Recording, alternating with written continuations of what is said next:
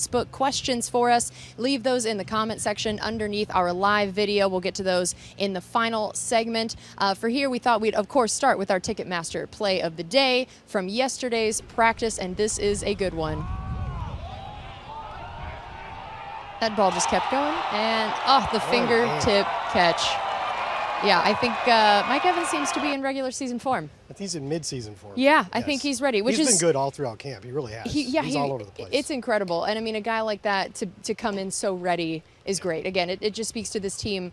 All the veterans are guys who put in the work, who take their job seriously. They never slack off. They don't take for granted the success they've already had. And that's such an example for the young guys on the team. And Mike's had so many great seasons already, him specifically. But he seems to be getting better every single year at keeping his body in perfect shape. You know what I'm saying? A lot of guys learn how to do that better and better as their careers go along, and I think that's the case for Mike. So that's good because availability is important, and he doesn't hardly ever miss games, even last year when he was working through some injuries. So it's just good to see him already in this shape. Yes, and it's a perfect segue because we wanted to talk about the wide receivers this morning. So let's start with our returning guys, which of course is quite a list compared to a lot of teams in the way that works, or a lot of other years in the past. So let's talk about some of our returning wide receivers and the guys that you feel like maybe could take even another step forward, or the expectations we have for some of these returning guys. What could be similar, different, what that could look like. Well, here they are, and I listed every wide receiver that caught at least one pass for us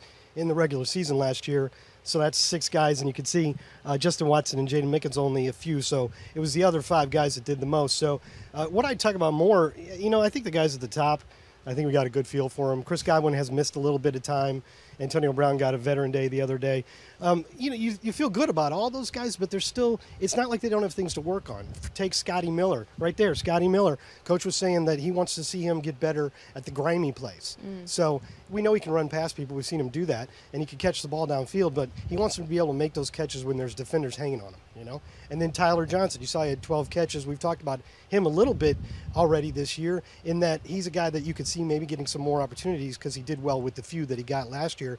But coach says he came into camp a little bit out of shape, not in perfect shape, and so therefore has had to kind of work back into shape, and that gave himself another little hurdle he had to clear there.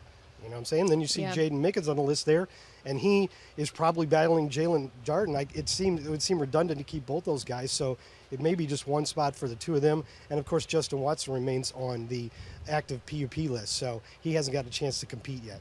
And then looking at Tyler Johnson and Coach talking about him coming in not quite in shape, we forget that, Tyler Johnson missed most of camp last year with an injury. So this is his first time experiencing a Florida training camp. That's true. And I'm sure that's something we hear a lot about young guys, of understanding what that's going to take.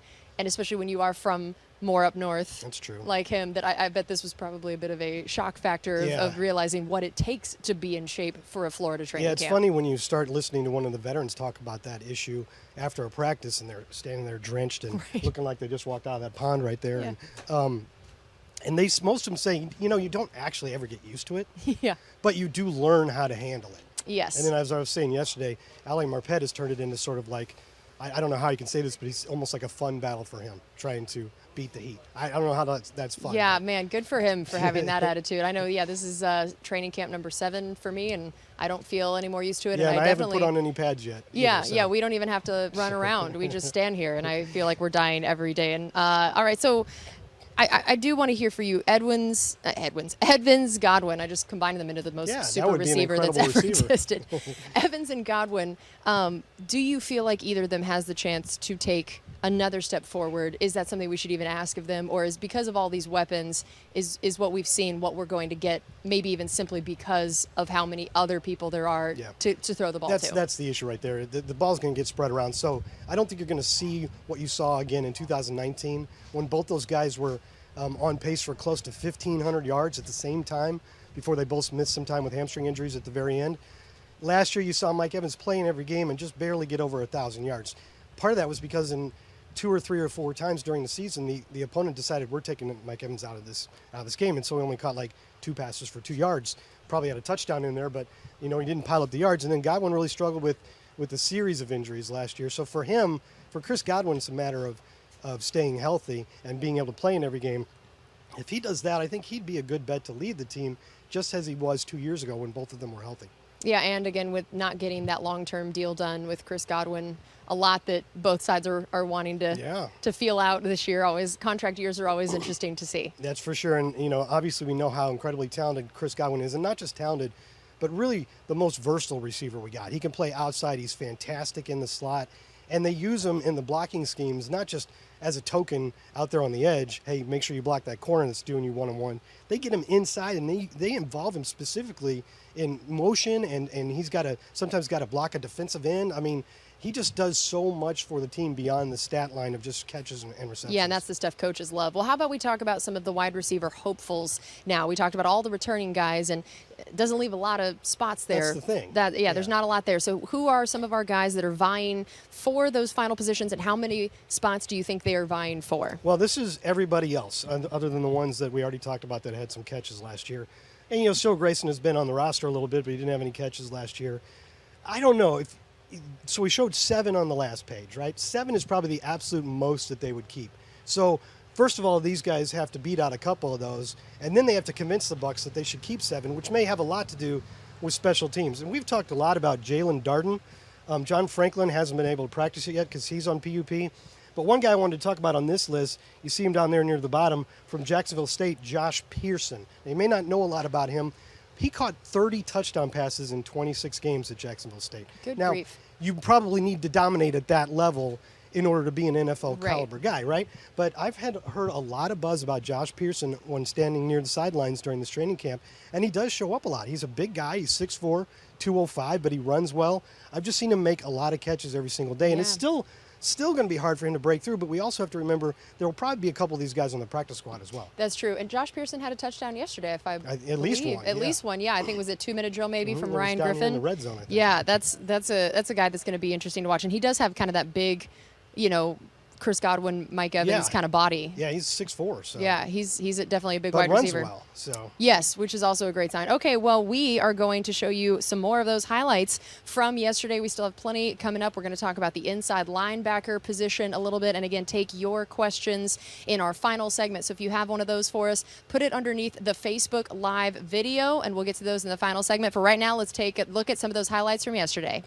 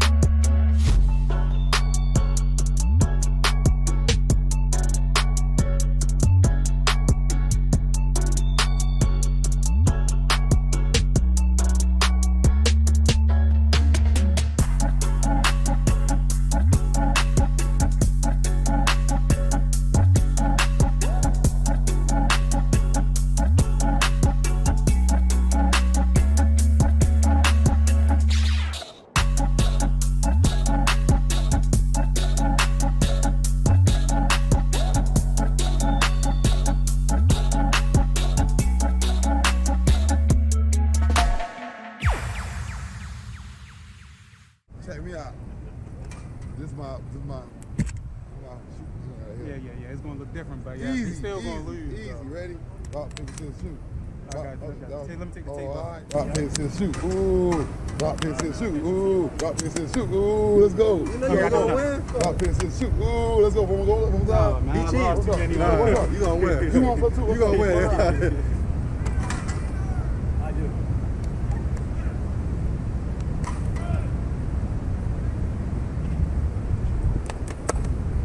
You late, Peach. I beat it.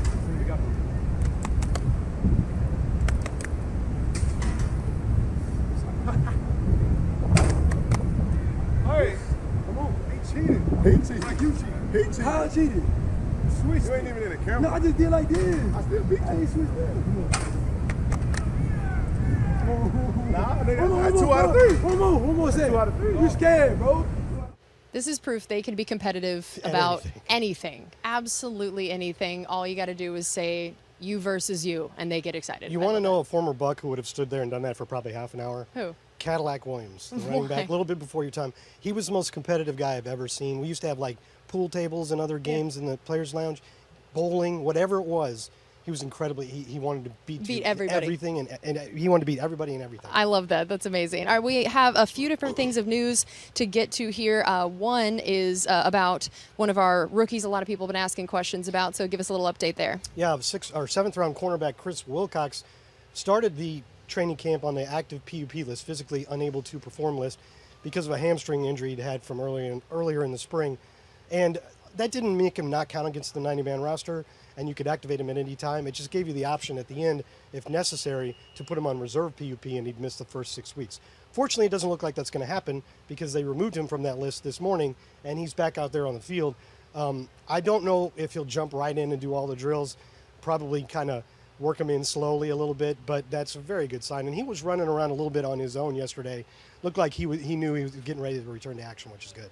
And we also want to wish a very happy birthday to our technical wizard, Mr. Dan Roy. He's the person that makes us look and sound good all the time. He's standing over here waving at us. It is his birthday today, so he is the person that saves us from technical problems all the time. So thank you, Dan, and happy birthday. And then some other exciting news today. If anybody's been following Olympic coverage, just a few minutes ago, Anna Cockrell, the sister of Ross Cockrell, made it to the finals in the 400-meter hurdles, and we're going to have some footage for you guys later of the team watching her and cheering her on. And I was in a part of the building that is near where they were watching, and I didn't know what was happening at the time. I just heard this explosion of cheering, and I thought, that's not normal in a meeting. That's typically not a thing. I was like, what happened in this meeting that everybody is so excited about? And it turns out it was them all cheering for her. So very exciting there. So make sure you pay attention to Anna Cockrell in the finals, Ross Cockrell's sister. I think she finished second in the third of the 3 semifinals. Yes. So that'll put her in a field of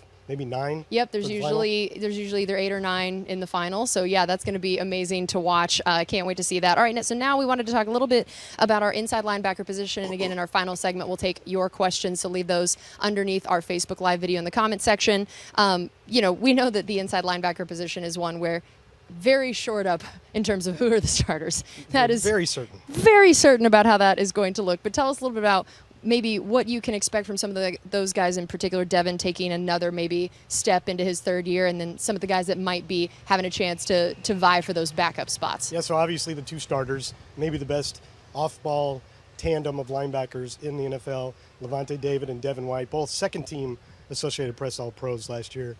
Still not sure that shouldn't have been first team, but we're maybe a little biased. Yeah, maybe just a little bit. Levante obviously is perennially underappreciated. Yes. But I don't think that's really the case with Devon White. I've read some lists, in the offseason, every sports site is going to do, let's list every, the top 10 inside linebackers, top 10 quarterbacks. I've seen a lot of love for both of them, but particularly for Devon White. And I think that's just because he could just fill up a stat line. I mean, we know how great Levante is, and I'm not sure which one it would be worse to be without for a game. But Devon White had 9 sacks last year. It's incredible. And he says he thinks he's the best pass rusher. He'll do it whenever they want him to do it. He thinks he's better than our edge rushers. Of course he does. He's not lacking in confidence. No, he's not.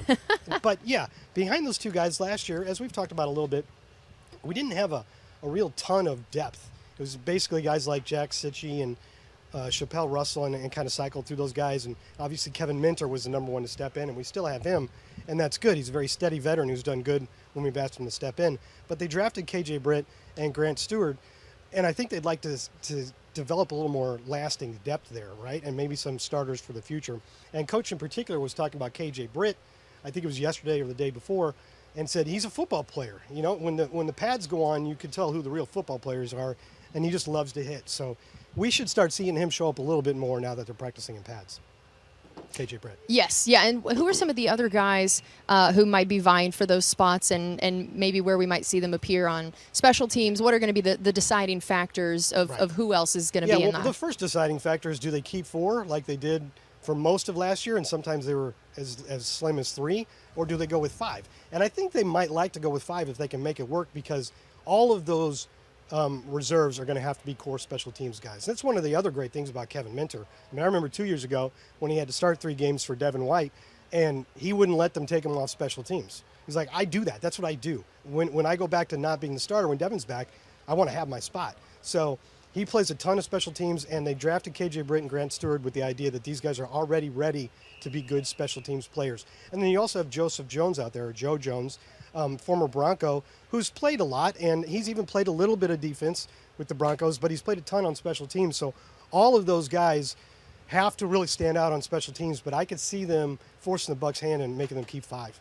And we mentioned a little bit about Devon White getting all those sacks, and I just wanted to hear your thoughts on what Todd Bowles' defense does for that position. What does he require of them? What does it set them up to do? Why is it that those two guys have had so much success in his defense? Well, more than any other position out there, those two guys have to do everything. Yeah. Especially Devon, who they obviously brought on blitzes or delayed blitzes. And we should point out, sometimes what we call a blitz by an inside linebacker isn't really a blitz. They're just reading the play. Like they were supposed to be assigned to the running back, and if the running back stays in and blocks, and then after a beat, you go in. Yeah. If you don't have to cover him, then go in and rush the passer. We've seen Levante David do that to get a couple sacks along the way. But yes, they do blitz with Devon White quite a bit. And, those guys have to cover a lot too. And there was a lot of criticism about Devon White's coverage game through a good portion of last year. And actually, Bruce Arians was crediting the media with lighting a fire under Devon by constantly criticizing him about his pass coverage. And down the stretch and in the playoffs, he was in the playoffs, he was fantastic. Had a couple big interceptions, and so he might have turned the corner in that regard, which is why I think you have a lot of people saying this could be one of, if not the best inside linebacker in the league, just because he does everything. And I think we have a stat about him, as a matter of fact. Did I miss that? Yeah, I think there we go. Yeah, they'd put it up a little bit, but yeah, there it is again. So this is all that he did last year. I mean, I don't have like forced fumbles and passes defense and so on, but look where he ranks to rank 5th in tackles and tied for 14th in sacks is pretty amazing. As you can see, 100 tackles and 9 sacks is not something that happens very often. No. Usually if you're getting 9 or plus sacks, you're an edge rusher who gets about 50 tackles in a year. And then last year he had 2 interceptions and 2 fumble recoveries in the playoffs. He was a turnover machine, only the 6th player ever to do that in a single postseason. So this is what I'm talking about. He's going to make splash plays all over the field, and that's what the Bucs need from him. Yeah, that's incredible. And how do you see the inside linebackers and outside linebackers, D-line? How have you seen them all working together, of how they tend to help each other, the ways that what some of them are able to do can let others do different things, what we've learned from that whole front 7 in Todd Bowles' defensive scheme so far? They obviously do have to work in tandem because Todd Bowles likes to get creative. And I should have said earlier, when you asked how he uses these guys, what every player says about him when asked is he knows what his players' strengths are and figures out how to use them, and doesn't emphasize what they can do. He emphasizes what they can do. And so with your outside linebackers as an example, Jason Pierre-Paul and Shaq Barrett, they're primarily pass rushers, but they do have times when they have to drop into coverage. They're outside linebackers. And both those guys have actually proven to be pretty decent at it. And JPP even had 2 interceptions last year. And so there are going to be times when they're dropping and some other guys are coming up. And so you have to work in tandem. If Devon White is coming up the middle, Shaq Barrett is dropping back into his zone in coverage, that kind of thing. All right, well, we still have one more segment, which is going to be getting to your Facebook questions. Leave those underneath the live video for us. And since we were just talking about our inside linebackers, let's get to know rookie KJ Britt.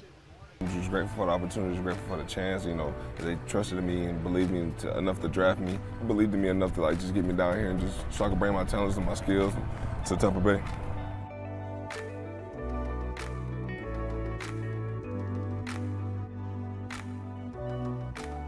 This is a great situation.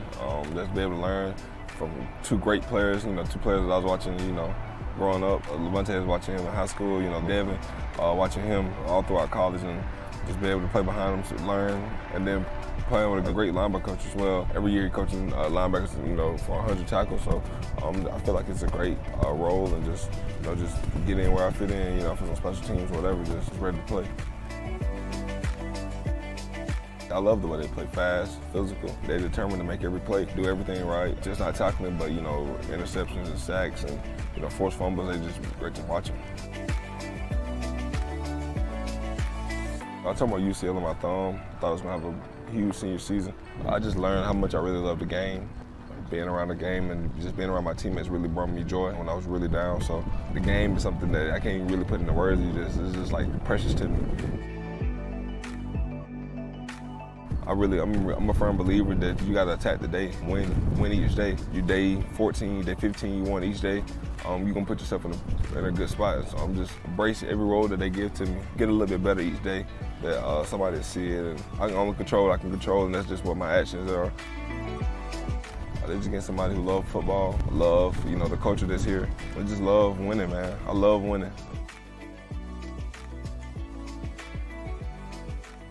Welcome back into Training Camp Live. Casey Phillips here with senior writer and editor Scott Smith. And as always, we like to show you the live look-ins to practice, talk about all the major topics going on with this team, and then, of course, take your Facebook questions, which is what it is time for us to do now. So last chance, if you have a question for us, put it in the comment section underneath our Facebook live video. First up from Alan, he said, what is the most interesting thing that you think you've seen at training camp so far? The most interesting thing. I can give you mine while you think. Tom Brady punting the ball a perfect spiral 40 yards yesterday. Because if we're gonna go with interesting, I'm like, that just to me was like the funniest thing that it was interesting because it showed he is still so passionate about what's going on in camp. I think it happened because he wasn't thrilled with the fact that they had gone, they had not been able to finish that 2-minute drive, but also the fact that he just really can do anything, Yeah, I'd probably go with Ross Cockrell, working at safety. I think that could have some impact at it's a good one. At how we make the cuts at the end and how many corners you keep and how many safeties you keep. If you have one guy that can do both and you really feel confident in him backing up 3 or 4 positions, that can help you when we talk about, when we were just talking about, do you keep 5 linebackers or not, that kind of thing. You can be a little more creative with what you keep if you have one guy covering a bunch of spots. Yaj, I think, I hope I got that right, asked, how is the offensive line looking now that there have been some pads on? Well, it's hard. I guess it's kind of a little hard to separate the O-line in general from the offense, the O-line from the offense in general. And I don't think they had their best day yesterday because Coach was talking about too many mental errors. Now, I don't know if that was specifically the linemen or not. He did mention the young receivers involved in that. But, it's a little hard to judge when nobody's going to the ground, nobody's actually hitting the quarterback. Ali Marpet was talking the other day about how the young guards like Nick Leverett, and John Molchon, and Sedarius Hutcherson have been killing it. We did hear from Coach Arians yesterday that Joe Tryon has been doing very well, and if we wanted to know how well, we should ask Donovan Smith and Tristan Wirfs because he's kicked their butts a couple times. Yes, yeah. So I guess that's good and bad news, right? That's what, every year at training camp is just so challenging. Like, it just feels like this emotional roller coaster that anything good that happens, it also was against us, and it feels like you can never just be purely excited about any one thing. But I do think that it is an amazing side. We saw that this offensive line did a great job last year. We know what they're made of, and so, I think. And they're all back. And so we have no reason to think that they won't be that good. So if one of our outside linebackers or D linemen is having success against them, I think it speaks to them being very, very good and not the offensive line struggling, which is great. And Jonathan asked, do you think now that Brady has a firm grasp on the offense that we might see some no huddle this season? Well, sure, why not? I mean, he's definitely a guy you could trust, and even a guy you could maybe like Peyton Manning used to do, call his own plays a little bit. Obviously, you would trust Tom Brady to do that. Yeah, I mean, situationally, but I think what you're going to see in Bruce Arians' offense is what you've been seeing the last couple of years. It's what they do, and it works really well. And the fact that Tom Brady does have a full grasp on the offense now, to me, just means, and also a healthier knee, right? So he'll be a little bit more mobile. To me, just means that hopefully they'll be in high gear from the beginning of the season and be, well, we've been talking about how good Mike Evans has looked out here, and most of those passes have come from Tom Brady. And we can recall at the beginning of last year how those two weren't really on the same page when the season began, and there were some missed opportunities. So hopefully there won't be as many of those, and they'll come out of the gate quickly this year. Okay, and Kyle asked a few different things about O.J. Howard. He said, do you think he'll be limited, or will he step back into a more normal role? And given that we won a Super Bowl without him, what do you think that means in terms of the other tight ends usage? And then he also asked about, since he has been injury prone, do you think they will reduce snaps to try to keep him for the rest of the season? I don't know. I'll start with the end there, because the reduced snaps part to me would be more like if a guy was suffering from fatigue, or if he had a lot of recurring soft tissue injuries. But all of OJ's injuries have been sort of fluky. Like, how can you prepare for and know if you play 10 less snaps you won't tear an Achilles? Right. And the other ones were like strange. Is that the lightning alarm? Yes, it is. Unfortunately, that is the lightning alarm. I saw the alarm. look at your face like. I was like, I'm going to let him finish this answer, but we unfortunately have to go inside now because the lightning alarm has sounded. The team is all going into the indoor, so that is going to do it for us on this edition of Training Camp Live. Come back with that O.J. Howard question again yes, tomorrow. We'll ask it again tomorrow. We promise. We'll get to it then. So we have more to say. All right, thanks for being with us. We'll see you next time.